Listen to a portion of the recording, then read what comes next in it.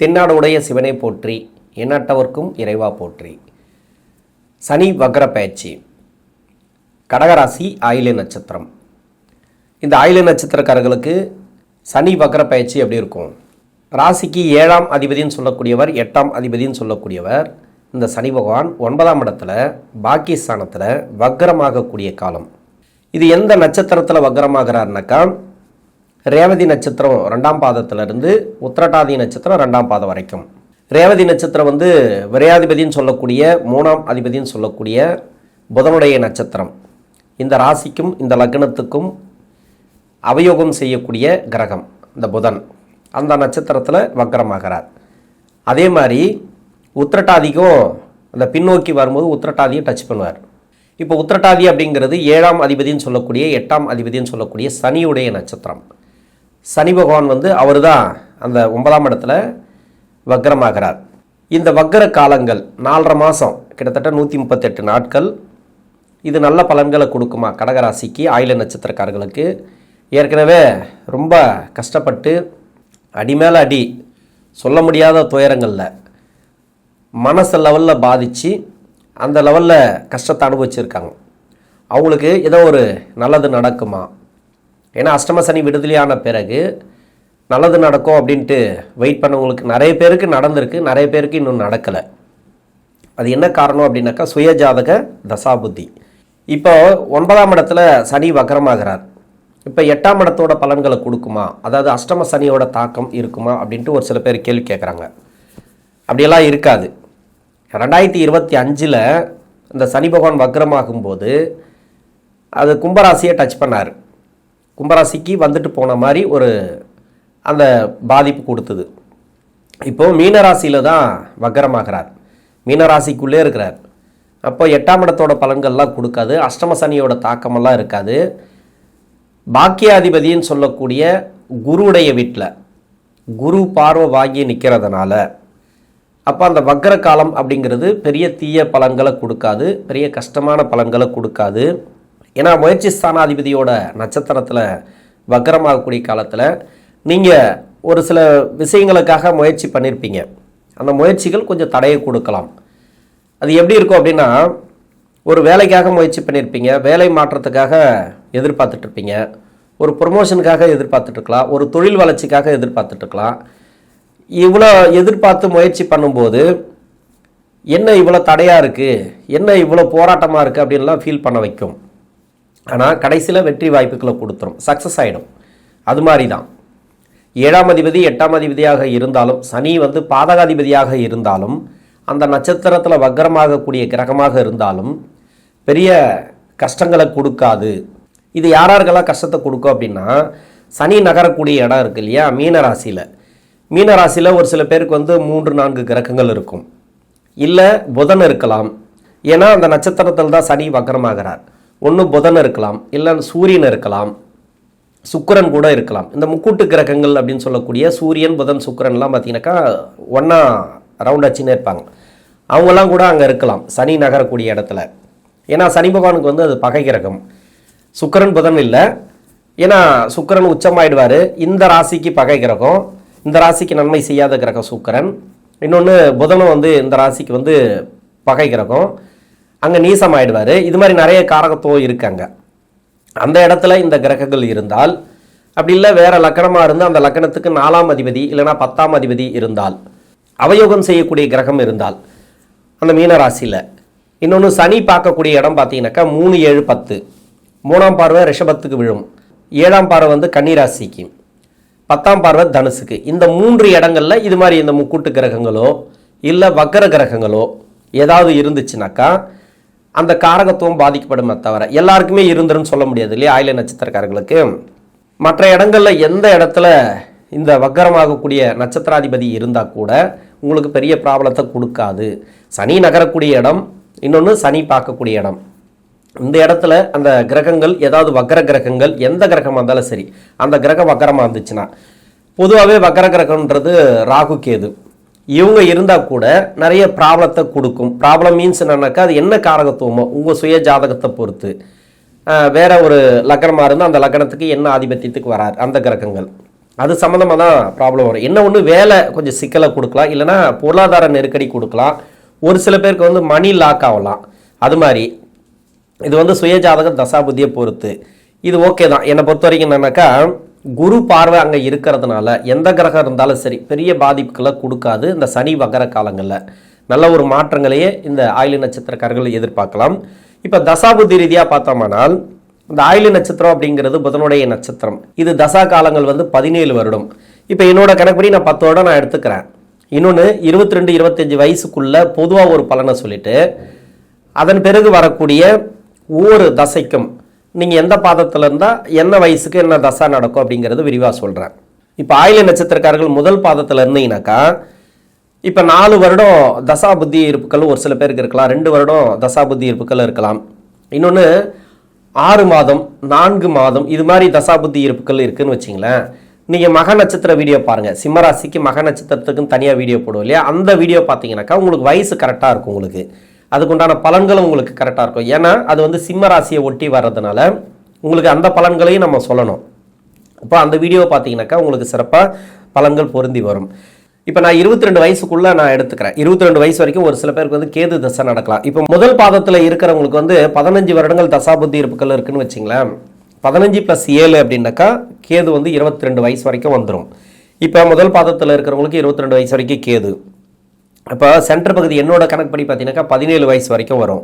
இப்போ 4ஆம் பாதத்தில் இருக்கிறவங்களுக்கு 8, 9ஓட அந்த கேது தசை அப்படிங்கிறது முடிவுக்கு வந்துடும். 22 வயசுக்குள்ளே சுக்கிரதசை கூட ஒரு சில பேருக்கு வரலாம். இப்போ 4ஆம் பாதத்தில் இருக்கிறவங்களுக்கு சுக்கிரதசை வரும். இப்போ சுக்கிரதசையாக இருந்தாலும் சரி, இல்லை கேது தசையாக இருந்தாலும் சரி, இப்போ சனி வக்கர காலம் அப்படிங்கிறது உங்களுக்கு பெரிய பாதிப்புகளை கொடுக்காது. படிப்பு நல்லாயிருக்கும், படிப்பு சார்ந்து நல்ல ஒரு முன்னேற்றங்கள் இந்த டைமில். ஏன்னா குரு பார்வை இருக்குது. நான் சொன்ன மாதிரி அந்த சனி நகரக்கூடிய இடம், சனி பார்க்கக்கூடிய இடத்துல அந்த பகை கிரகங்கள் இருந்தால் ஒரு சில பேருக்கு மட்டும்தான் இருக்கும், ரொம்ப எல்லாருக்குமே இருக்காது. இவங்களுக்கெல்லாம் வந்து லவ் சம்மந்தப்பட்ட பிரச்சனை வரும், மனசு சார்ந்த பிரச்சனைகள். ஒரு சில பேருக்கு வந்து லவ் எல்லாம் பிரேக்கப் ஆகிறது. இன்னொன்று வந்து படிப்புலேருந்து கொஞ்சம் விலகி நிற்கிறது, அதாவது படிப்பில் கொஞ்சம் நீங்கள் எதிர்பார்த்த லெவலுக்கு இருக்காது, வெற்றி வாய்ப்புகளை கொடுக்காது. எல்லாருக்குமே லவ்னு சொல்ல முடியாது. லவ்ங்கிறதே என்னை பொறுத்த வரைக்கும் அது கெட்ட நேரம் தான் சொல்லுவேன், ஏன்னா பேட் டைம் தான் சொல்லுவேன். இதெல்லாம் வந்து ரொம்ப மோசமாக பாதிக்கப்பட்ட தசைகளுக்கு மட்டும்தான் இது மாதிரியான விஷயங்கள்லாம் வரும். இது வந்து அந்த பேட் டைமாலாம் வரும். இது வந்து என்னென்னாக்கா உங்களுக்கு இந்த ஆயில்ய நட்சத்திரக்காரர்களுக்கு பொதுவாக சொல்கிறது என்னென்னா, ஆயில்ய நட்சத்திர குழந்தைகள் அப்படின்னாவே உங்கள் வீட்டில் ஆயில்ய நட்சத்திரத்தில் ஒருத்தர் இருக்காங்களா, இப்போ படிச்சுட்டு இருக்காங்களா, நல்லபடியாக படிக்க வச்சுருங்க. 25 வயசு வரைக்கும் எப்படியாவது கடன் வாங்கி ஏதோ ஒரு வகையில் படிக்க வச்சுருங்க. படிப்புங்கிறது வேணும். ஏன்னா அடுத்தடுத்து வரக்கூடிய தசைகள் வந்து இவங்களுக்கு கஷ்டமான தசைகள். அதாவது சுக்கிர தசை, அதன் பிறகு பார்த்தீங்கன்னாக்கா சூரியன் சந்திரன்லாம் வந்து நல்ல அமைப்பில் உட்காந்துருக்குன்னு சொல்ல முடியாது. ஏன்னா சின்ன சின்ன தசைகள், சுக்கிர தசை தவிர்த்து பார்த்தீங்கன்னாக்கா எல்லாமே சின்ன சின்ன தசைகள், 6 வருஷம் 10 வருஷம் 7 வருஷம் இது மாதிரி தான் வரும். அப்போ அவயோக தசைகள் ஒன்று மறைவு ஸ்தானத்தில் இருக்கோ, இல்லை நீசமாயிடோ, இது மாதிரி நிறைய பேர் வந்து கஷ்டப்படுறதுக்கு உண்டான காரணம் அதுதான். அப்போ ஆயில்ய நட்சத்திரம் அப்படின்னாவே பயப்பட தேவையில்லை. ஆயில்ய நட்சத்திரம் மாதிரி வந்து ஒரு நல்ல நட்சத்திரம் எதுவுமே கிடையாது. ஏன்னா புதனோட நட்சத்திரம் ஆயிலும் கேட்டை ரேவதியெல்லாம் பார்த்தீங்கன்னாக்கா அவ்வளோ இலகிய மனசு, எதை செய்யணும் எதை செய்யக்கூடாது அப்படின்னு தெரியாமல் செஞ்சுருவாங்க. நிறைய அன்புக்காக இயங்கக்கூடியவர்கள். அவங்ககிட்ட பார்த்தீங்கன்னாக்கா பழகினா தெரியும் உங்களுக்கு, நல்ல ஒரு நட்சத்திரம் தான். ஆயிலினாவே பயப்படுறாங்க, மாமியாருக்கு ஆகாது மாமனாருக்கு ஆகாது, இதெல்லாம் வந்து கட்டுக்கதை என்னை பொறுத்த வரைக்கும். ஏன்னா அப்படியெல்லாம் சொல்ல முடியாது. ஒரு காலத்தில் இருந்தது, இப்போல்லாம் கிடையாது. இப்போ வந்து விஞ்ஞான வளர்ச்சி உள்ள காலம். இப்போ வந்து படிப்பு தான் ரொம்ப ரொம்ப முக்கியமானது. நீங்கள் வந்து எந்த அளவுக்கு படிக்கணுமோ இந்த 22 வயசுக்குள்ளே இல்லை 25 வயசுக்குள்ளே நீங்கள் எவ்வளோ வயசில் இருந்தாலும் சரி படிப்புங்கிறது ரொம்ப முக்கியம். அப்போ படிப்பு வச்சுக்கிட்டா தான் பின்னாடி வரக்கூடிய அவயோக தசைகளை சமாளிக்க முடியும். நீங்கள் மூட நம்பிக்கையில் இருக்கிறது, தவறான முடிவு எடுக்கிறது, அதிகப்படியான கோபம் வரும், இவங்களுக்கு வார்த்தைகள் அதிகமாக தப்பாக விடுறது, இல்லைனா வேற ஒருத்தர் இவங்க மேலே வந்து வார்த்தைகளை தப்பாக பிரயோகிக்கிறது, இதெல்லாம் வந்து பார்த்தீங்கன்னாக்கா நிறைய ஹேண்டில் பண்ணுவாங்க, நிறைய வந்து அனுபவிப்பாங்க அவங்கெல்லாம். அதனால் இவங்களுக்கு ரொம்ப படிப்பு முக்கியம். மெயின் வந்து தெளிவு. வீட்டில் இருக்கிறவங்க வந்து இவங்கள நல்லபடியாக வழிநடத்தி கொண்டுட்டு போகிறது நல்லது. கல்யாணம் வரைக்கும், திருமண வாழ்க்கை வரைக்கும் அவங்களுக்கு அமைச்சு கொடுக்குற வரைக்கும் அப்பா அம்மா தான் பொறுப்பு. அதன் பிறகு தான் எல்லாமே இவங்களா தனிப்பட்ட முறையில் பார்த்துக்க முடியும். இப்போ கேது தசையை சொல்லிட்டேன், படிக்கிற காலகட்டத்தில் எப்படி இருக்கும் அப்படின்னு சொல்லிட்டேன். இப்போ அடுத்தது சுக்கிர தசை. சுக்கிரன் முதல் பாதத்தில் இருக்கிறவங்களுக்கு 22 வயசுலேருந்து 42 வயசு வரைக்கும், 2ஆம் பாதம் இல்லைனா 3ஆம் பாதத்தில் இருக்கிறவங்களுக்கு 17 to 37, 4ஆம் பாதத்தில் இருக்கிறவங்களுக்கு 8 வயசுலேருந்து 28 வயசு வரைக்கும், 30 வயசு வரைக்கும் கூட ஒரு சில பேருக்கு வரலாம். இந்த சுக்கிர தசை இப்போ 28-30 வயசுக்குள்ளே முடியுதுன்னா பரவாயில்ல, இதெல்லாம் வந்து ஒரு பெரிய கஷ்டத்தை கொடுக்காது. இவங்களுக்கெல்லாம் வேலை வாய்ப்பு நல்லாயிருக்கும். இப்போ 28 வயசுக்குள்ள, அதாவது 4ஆம் பாதத்தில் இருக்கிறவங்களுக்கெல்லாம் வேலை வாய்ப்பு, இப்போ பொருளாதாரம் எல்லாமே நல்லாயிருக்கும், பெரிய கஷ்டங்களை கொடுக்காது. திருமணத்துக்கு முயற்சி பண்ணால் கூட திருமணம் சக்ஸஸ் ஆகும். ஏன்னா திருமணம் சார்ந்த நிறைய பேர் வந்து இப்போ முயற்சி பண்ணிட்டு இருக்காங்க. வெளிநாடு சம்மந்தப்பட்ட வேலை முயற்சி பண்ணக்கூடியவர்களுக்கு வெளிநாடு சம்மந்தப்பட்ட வேலை சக்ஸஸ் ஆகும் இப்போது இந்த டைம். இப்போ 22 வயசுக்கு மேலே 42 வயசுக்குள்ளே இருக்கிறவங்களுக்கு, மெயினாக 22 to 25 இருக்கிறவங்களுக்கு நல்ல ஒரு வேலை மாற்றம். சுக்கிரதசை ஸ்டார்ட் ஆகி ஒரு 2 வருஷம் 3 வருஷம் தான் ஆகுது அப்படின்னாக்கா, இப்போ சனி வக்கர காலத்தில் நல்ல ஒரு வேலை வாய்ப்பு கிடைக்கும், வெளிநாடு சம்மந்தப்பட்ட வேலை. அது மாதிரி இல்லை இங்கே இருந்தால் கூட சரி, நல்ல ஒரு டிஜிட்டல் சேலரியில் வேலை வாய்ப்பு இது மாதிரி சுக்கிரதசை கொடுக்கும். ஏன்னா 4ஆம் அதிபதியில் கன்ஃபார்மாக ஒரு தசை ஆரம்பித்த உடனே 3 வருஷத்துக்குள்ளே ஒரு நல்ல ஒரு வேலை வாய்ப்பில் உட்கார வைக்காங்கல்ல, நல்ல ஒரு குவாலிஃபிகேஷனுக்கு ஏற்ற மாதிரி ஒரு வேலை வாய்ப்பு. ஏன்னா ஜென்ம ராசியில் குரு இருக்கிறார். ஒரு சில மன உளைச்சல்கள் உண்டு. நான் சொன்ன மாதிரி அந்த சனி இருக்கிற இடத்துல, அந்த சனி பார்க்கக்கூடிய இடத்துல மட்டுமே இந்த சுக்கிரன் இருந்தால், இப்போ இது மாதிரி முயற்சி பண்ணி கிடைக்காதுன்னு நினைப்போம், கிடைக்காது இது அவ்வளோதான் அப்படின்ட்டு வேற ஒரு வேலைக்கு ட்ரை பண்ணும்போது அந்த வேலை கிடைச்சிரும், சக்ஸஸ் ஆகிடும். அது மாதிரி ரொம்ப போராடி ஒரு வேலையை கொடுக்கும். அதுதான் இந்த சனி பார்க்கக்கூடிய இடத்துலேருந்து இந்த சுக்கிர பகவான் தசை நடத்தினா, வேற எங்கேருந்து தசை பண்ணாலும் சரி அவ்வளோலாம் பாதிப்புகளை கொடுக்காது. உங்களுக்கு வந்து பொருளாதார தடை இருந்துச்சுனாக்கா அதெல்லாம் விலகும். ஏதாவது பணம் வரணும் அப்படின்னாலும் சரி, இல்லை வீடு கட்டுறது, இடம் வாங்குறது, அது மாதிரி நல்ல ஒரு மாற்றங்களை கொடுக்கும் இந்த டைம். இன்னொன்று பார்த்தீங்கன்னாக்கா, தொழிலில் இருக்கிறவங்க கொஞ்சம் கவனமாக பண்ணணும். ஏன்னா தொழில் அப்படிங்கிறது உங்களுக்கு எப்படி சுய ஜாதகத்தில் உட்காந்துருக்குன்னு சொல்ல முடியாது, 10ஆம் இடத்துல என்ன கிரகம் இருக்குன்னு சொல்ல முடியாது, 4ஆம் இடத்துல என்ன கிரகம் இருக்குன்னு சொல்ல முடியாது. தொழில் செய்கிறவங்க கொஞ்சம் பார்த்து பண்ணுங்கள். ஷேர் மார்க்கெட்டில் தயவு செஞ்சு போகாதீங்க சுக்கிரதசையில் இருக்கிறவங்களுக்கு. ஏன்னா சுக்கிரதசை அப்படின்னாக்கா கோடி கோடியாக கொட்டி கொடுக்கும், அது வந்து கோடீஸ்வரன் ஆக்கிடும் அப்படின்னு நினைக்காதீங்க. சுக்கிரதசை மாதிரி மட்டமாக படுக்க வச்சாலும் நான் பார்த்துருக்கேன், நான் நிறைய பேர் பார்த்துருக்குறேன். ரொம்ப மோசமாக பண்ணிவிடும் சுக்கிரன், கொடுத்தாப்புல கொடுத்து மொத்தத்தையும் பிடிக்கிட்டு போயிடும். அது மாதிரி பண்ணோம். வேலை கொடுத்துச்சா, ஒரு எம்ப்ளாயாக இருக்கிறது என்னை பொறுத்த வரைக்கும் இந்த ஆயில நட்சத்திரக்காரர்களுக்கு சுக்கிரதசையில் நல்லது. சுக்கிரதசையை முடிஞ்ச பிறகு நீங்கள் தொழில் ஆரம்பிக்கிறதோ அதெல்லாம் பண்ணலாம். இப்போ சுக்கிரதசை என்னன்னாக்கா ஒரு வேலையை கொடுத்துரும், அந்த வேலையில் வளர்ச்சி இல்லாமல் வச்சுன்னு இருக்கும், எதிர்ப்புகள் நிறைய இருக்கும் எப்படி பார்த்தாலும். ஆனால் சமாளிக்கக்கூடிய தன்மையும் உங்கள் ஜாதகத்திலே இருக்கும். எப்படி பார்த்தாலும் அந்த எதிர்ப்பு 6ஆம் இடம் கொஞ்சம் வலுவாக இருக்கும் உங்களுக்கு. 6ஆம் இடத்துல வந்து ஒரு நல்ல கிரகம், அப்படி இல்லைனாக்கா பார்வை அது, ஏன்னா 6ஆம் அதிபதி குரு தானே, உங்களுக்கு நன்மை செஞ்சிருவார். எதிர்ப்புகள் எவ்வளோ வந்தாலும் சரி சமாளிக்கக்கூடிய தன்மை கொடுத்துரும். அதனால தான் இந்த சுக்கிரன் வந்து அந்த அளவுக்கு வேலை வாய்ப்பு கொடுத்துட்டு நிறைய, நான் டிஜிட்டல் சேலரிலாம் பார்த்துருக்கேன், 2 லட்சம் 3 லட்சம் அது மாதிரி வாங்குறவங்களும் பார்த்துருக்கேன் சுக்கிரதசையில். ஆனால் எனக்கு தெரிஞ்சு சார் 15 வருஷமாக எனக்கு வளர்ச்சியே இல்லை அப்படின்னு தான் சொல்லுவாங்க. 10 வருஷமாக அதே சம்பளத்தெல்லாம் இருக்குது அப்படின்னு சொல்லுவாங்க. இன்றைக்கி வந்து 30,000 சம்பளமே பெரிய விஷயம் நம்ம நாட்டில். ஆனால் அந்த இடத்துல இருந்து வளர்ச்சிகள் இல்லாமல் இருக்கிறது இந்த சுக்கிரனோட காரகத்துவம். அது மாதிரி தான் வச்சுருக்கோம். ஒரு சில பேருக்கு வந்து அதே மாதிரி சுக்கிரன் வந்து முதல் 10 வருஷம் நல்லது பண்ணிச்சுனாக்கா பின்னாடி 10 வருஷம் இருக்குது பார்த்தீங்களா, அது கொஞ்சம் கஷ்டத்தை கொடுக்கும். இது மாதிரி நம்ம சனிக்கு எப்பவுமே சொல்லுவோம், சனி தசைக்கு முதல் 10 வருஷம் பின்னாடி 9 வருஷம். அது மாதிரி இப்போ சுக்கிரதசைக்கு முதல் 10 வருஷம் பின்னாடி 10 வருஷம் அப்படின்ட்டு அந்த சென்டர் பகுதியில் பிரிக்கும் இல்லையா, சனி புத்தி தான் பிரிக்கும். அதில் இருந்து இப்போ முதல் 10 வருஷத்தில் நல்லா இருக்கிறீங்க அப்படின்னா பின்னாடி அந்த 10 வருஷம் ரொம்ப உஷாராக இருக்கணும். அதெல்லாம் தொழிலெல்லாம் ஸ்டார்ட் பண்ணாமல் நீங்கள் எம்ப்ளாயாக இருக்கிறதே பெட்ரு. முதல் 10 வருஷம் கஷ்டத்தை கொடுக்குதுன்னா கன்ஃபார்மாக பின்னாடி 10 வருஷம் உங்களுக்கு நல்லாயிருக்கும். அது வந்து மாற்று கருத்தே கிடையாது. ஒரு சில பேருக்கு வந்து 20 வருஷமும் நல்லாயிருக்கும். அது மாதிரியே உங்கள் சுய ஜாதகம் இருக்கணும். மெயின் வந்து பார்த்தீங்கன்னாக்கா அந்த வளர்ச்சி இல்லாமல் வச்சுருக்குமே தவிர ரொம்ப டவுன்லலாம் போகாது. இந்த சனி வக்கர காலத்தில் நான் சொன்ன மாதிரி அந்த இடத்துல மட்டும் சுக்கிரன் இருந்தால் மட்டும் கொஞ்சம் வேலை வாய்ப்புகளை கொஞ்சம் டிஸ்டர்ப் பண்ணலாம். 4ஆம் அதிபதியை சனி பார்க்குறாருனாக்கா இப்போ வேலை வாய்ப்பில் கொஞ்சம் ஸ்ட்ரகிள் கொடுத்துட்ருக்கும் சமீப காலமாக. இல்லை அந்த வேலை வாய்ப்பு சொல்லக்கூடிய பிரச்சனைகள் இப்போ தீர்வுக்கு வரும். ஏன்னா குரு பார்வை இருக்குது அப்படின்றதுனால உங்களுக்கு வேலை வாய்ப்பில் நெருக்கடி மாற்றங்கள் எதனா எதிர்பார்த்துனாக்கா உங்களுக்கு சிறப்பு. இன்னொன்று 7ஆம் அதிபதி 8ஆம் அதிபதினு சொல்லக்கூடிய இந்த சனி பகவான் தான் சனி பகவானுடைய நட்சத்திரத்திலையும் வக்கரமாகிறார். 2 நட்சத்திரமும் உங்களுக்கு வந்து பாதகாதிபதி நட்சத்திரங்கள். அதாவது மீனராசியில் இருக்கக்கூடிய சனி வக்கரமாகக்கூடிய 2 நட்சத்திரமும் பாதகாதிபதி நட்சத்திரம். அப்போ குடும்ப வாழ்க்கையில் ரொம்ப கவனமாக இருக்கணும். கணவன் மனைவிக்குள்ள கருத்து வேறுபாடுகள் வந்துச்சுனாக்கா அதில் கொஞ்சம் பிரிவுகளை கொடுக்கலாம். ஒரு சில பேருக்கு அது சுய ஜாதகத்தை பொறுத்து, எல்லாருக்குமே நான் நெகட்டிவாக சொல்லலை. கருத்து வேறுபாடுகள் வருது அப்படின்னாக்கா தாழ்ந்து போகிறது நல்லது. நீங்கள் கணவராக இருந்தால் நீங்கள் வந்து மனைவி கிட்ட விட்டு கொடுத்துட்டு போயிடுங்க, மனைவியாக இருந்தால் உங்கள் கணவர்கிட்ட விட்டு கொடுத்து போயிடுங்க. எதுவுமே அவங்களே ஜெயிச்சுட்டு போட்டோம் அப்படின்னு குடும்ப வாழ்க்கையில் ஒற்றுமையை நீங்கள் ஏற்படுத்திங்க. 7ஆம் அதிபதி 8ஆம் அதிபதினா சொல்லவே தேவையில்ல. சொந்த பந்தங்களையும் கொஞ்சம் நெருக்கடிகளை கொடுக்கும் இந்த காலம். இதுலேயே வந்து பார்த்தீங்கன்னாக்கா நிறைய பேர் பிரிவுகளை கொடுக்கணும். நம்ம வார்த்தைகள் கவனமாக இருந்தோம்னாக்கா ஓகே, எதை செய்கிறோம் எதை செய்யக்கூடாது அப்படின்றத வந்து நம்ம முடிவு பண்ணிக்கணும். ஏன்னா நம்ம வந்து ஒரு ஆர்வ கோளாறில் நம்ம அதிகமாக வார்த்தைகளை விட்டுருவோம். அதை செய்கிறோம் இதை செய்கிறோம் செய்ய முடியாமல் போயிடும். அப்படி இல்லைனாக்கா யாருக்காவது வந்து பணம் கொடுக்கறது, அது மாதிரி முன்னின்று ஜாமீன் கையெழுத்து போடுறது, இதெல்லாம் வந்து ரொம்ப மோசமாக பண்ணி விட்டுரும். நீங்கள் எதை பண்ணாலும் சரி நெகட்டிவாக பண்ணணும்.